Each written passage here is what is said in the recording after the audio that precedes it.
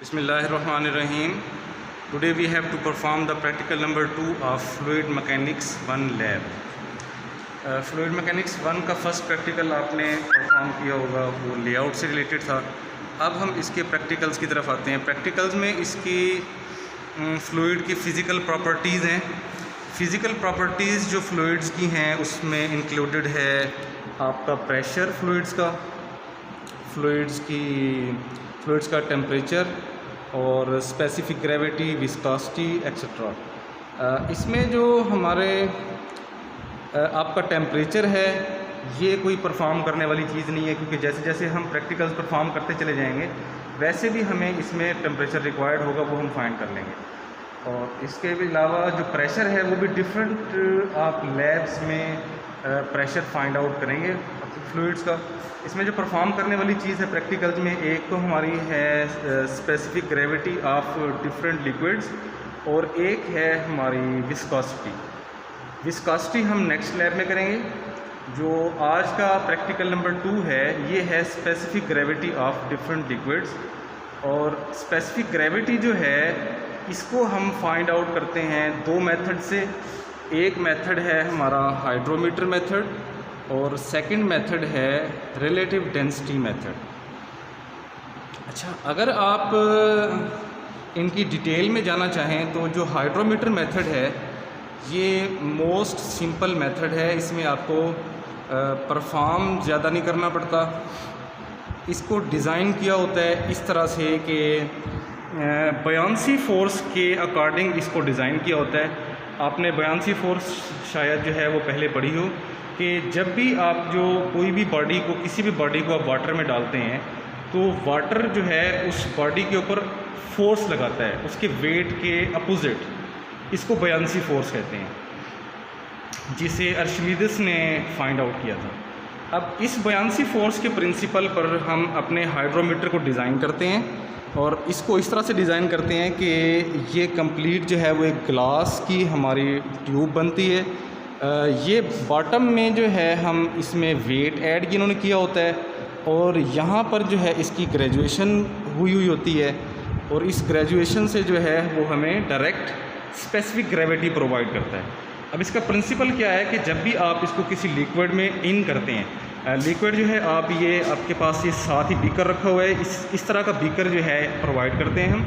उसमें अपने लिक्विड को फिल करते हैं। फिल करने के बाद स्पेसिफिक टेम्परेचर पर हम अपने लिक्विड को डालने के बाद इसमें हाइड्रोमीटर इन करते हैं। हाइड्रोमीटर जो है वो इस प्रिंसिपल पर इफेक्ट करता है कि ये इन होता है वाटर में या किसी भी लिक्विड में, और उसके बाद जो है वो उसके उतने वॉल्यूम को जो इसका वेट है उसके अकॉर्डिंग उसको डिस्प्लेस करने की कोशिश करता है।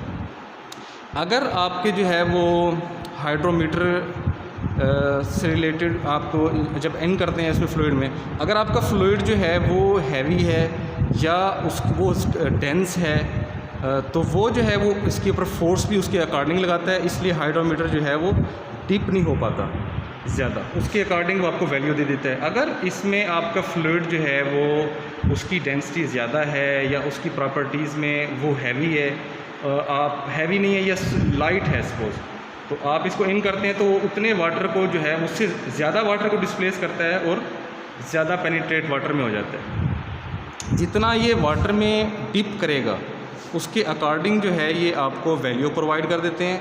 सपोज़ इसमें भी चेक कर लेते हैं। आप जो है अपने हाइड्रोमीटर को यहाँ पे इन कर रहे हैं,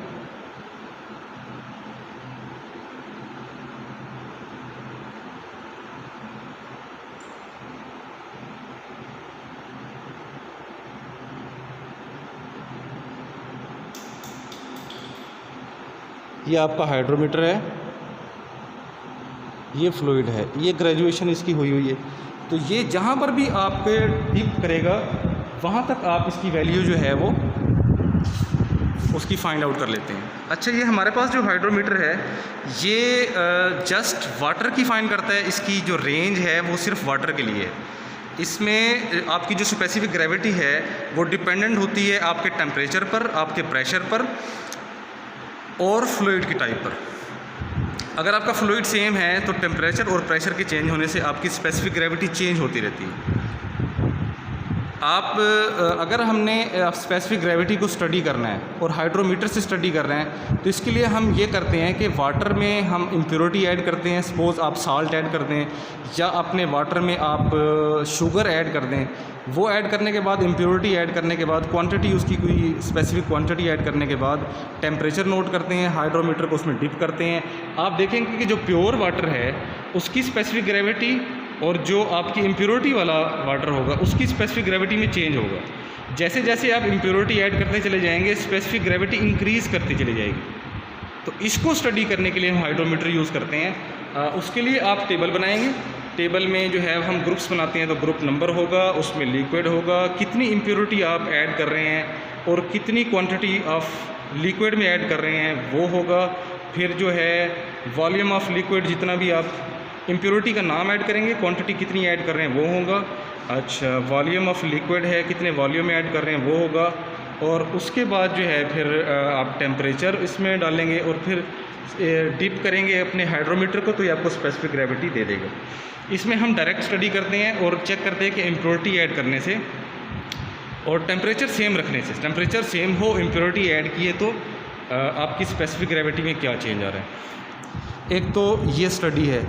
एक ये है कि हम क्योंकि ये डिज़ाइन ही वाटर के लिए किया हुआ है हाइड्रोमीटर, इसलिए हम इससे सिर्फ वाटर की स्पेसिफिक ग्रेविटी को स्टडी करते हैं। और अगर आपने स्पेसिफिक ग्रेविटी फाइंड करनी हो डिफरेंट लिक्विड्स की, सपोज़ आपने ग्लिसरीन की फ़ाइंड करनी है या आपने ऑयल की फ़ाइंड करनी है, मस्टर्ड ऑयल है या एक्सेट्रा कोई भी ऑयल है, उसकी आपने फ़ाइंड करनी है। ऑयल्स की जो स्पेसिफिक ग्रेविटी होती है वो वाटर से कम होती है और जो ग्लिसरीन की होती है उसकी ज़्यादा होती है। तो आप किसी भी चीज़ को स्टडी करना चाह रहे हैं, उसके लिए फिर हम दूसरा मेथड यूज़ करते हैं, स्पेसिफिक ग्रेविटी जो है जो हम फाइंड करते हैं रिलेटिव डेंसिटी मेथड से।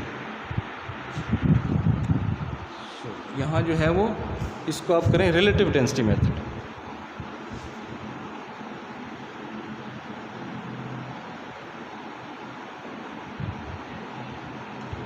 तो रिलेटिव डेंसिटी मेथड आप इसमें यूज़ करते हैं इसको परफॉर्म करने के लिए। इसमें होता क्या है कि स्पेसिफिक वेट या डेंसिटी ऑफ एनी सब्सटेंस जिसकी आप फाइंड करना चाहते हैं, डिवाइडेड बाय स्पेसिफिक वेट या डेंसिटी ऑफ रेफरेंस सब्सटेंस। हम अपने केस में मोस्टली तौर पर जो रेफरेंस सब्सटेंस लेते हैं वो हम वाटर लेते हैं, और वाटर भी 4 डिग्री पर। आपको इसका आइडिया होगा कि जो मैक्सिमम डेंसिटी हमारे वाटर की होती है वो 4 डिग्री पर होती है। तो हम जब भी रेफरेंस सब्सटेंस वाटर को यूज़ करेंगे तो हम 4 डिग्री पर यूज़ करेंगे। इसके लिए ज़रूरी है कि जिसकी आप फाइंड करना चाहते हैं और जो आपका रेफरेंस सब्सटेंस है, इनके टेम्परेचर सेम रहने चाहिए। अगर टेम्परेचर में डिफरेंस होगा तो फिर आप उनकी रिलेटिव डेंसिटी मेथड से आप प्रॉपर स्पेसिफिक ग्रेविटी फाइंड नहीं कर सकते। इसके लिए आप जो है, सपोज आप ग्लिसरीन है या आपके पास ऑयल है, उसको आप वाटर बाथ में डालेंगे, उसका टेम्परेचर कांस्टेंट करेंगे, वाटर का भी टेम्परेचर वही होगा, आपके दूसरे लिक्विड का टेम्परेचर भी वही होगा। आप उन दोनों को एज ए यूज़ करेंगे और उससे जो है आप अपनी जो है स्पेसिफिक ग्रेविटी को फाइंड करेंगे। इसके लिए जो टेबल आप बनाएंगे वो है ग्रुप नंबर की कॉलम आएगा, फिर उसके बाद लिक्विड टाइप, कौन सा लिक्विड आप यूज़ करना चाहते हैं, मतलब कि जिसकी आप स्पेसिफिक ग्रेविटी फाइंड करना चाहते हैं, वो ग्लिसरीन है, ऑयल है, एक्सेट्रा कुछ भी है। फिर उसका टेम्परेचर और specific weight of given liquid जो आप यूज़ करना चाह रहे हैं, और फिर specific weight of water at same temperature जिस पे आपने पहले दूसरे लिक्विड का किया है, और उससे फिर रेशो लेंगे तो आपके पास स्पेसिफिक ग्रेविटी आएगी। और डेंसिटी या स्पेसिफिक वेट कैसे फाइंड करेंगे कि आपके पास एक इक्वल वॉल्यूम का आपके पास कंटेनर हो जिसको आप फिलअप करें, और उसके बाद आपके पास वॉल्यूम कांस्टेंट है और उसकी आप डेंसिटी फाइंड कर लेंगे, वेट ओवर वॉल्यूम करेंगे तो आपके पास डेंसिटी आएगी। गिवन लिक्विड की भी आप कर लेंगे और जो रेफरेंस लिक्विड है उसकी भी आप कर लेंगे। उसके बाद इन दोनों की रेशो लेंगे तो आप इजीली फाइंड आउट कर सकते हैं अपनी स्पेसिफिक ग्रेविटी। इसको मज़ीद डिस्कस फिर हम क्लास में कर लेंगे।